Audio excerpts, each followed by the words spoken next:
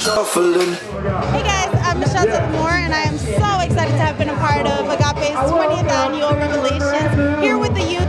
Oh my God, I'm blown away. These teens are phenomenal. I mean, I am convinced that everyone in this room, just this group alone, can change the world. Y'all know how to party. I have not seen this in a long time. Y'all know how to party.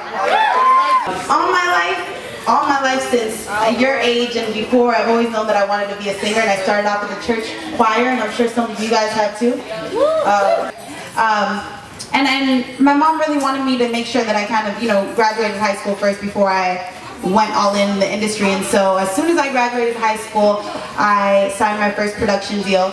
And the industry is a little crazy, so we were able to pray and get out of that contract.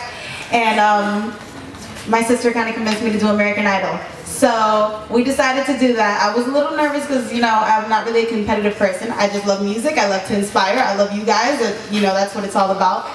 But we went and we did it, and it was amazing, and we were finalists. And one of the biggest lessons that I got from American Idol wasn't even when I was on the stage. It was the moment when I got off. I realized that when I was on the show, I had never really fully given 100% of who I was, and I allowed myself to be boxed in because the executives and the people on the show and what they kind of try to make you become.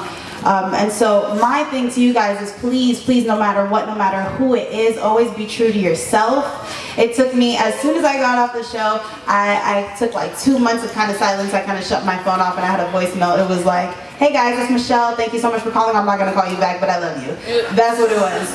And so I was in silence and just meditating and really trying to figure out who I was as an artist and what it is that I wanted to do to bring to the world, to inspire and really become the true artist that I was.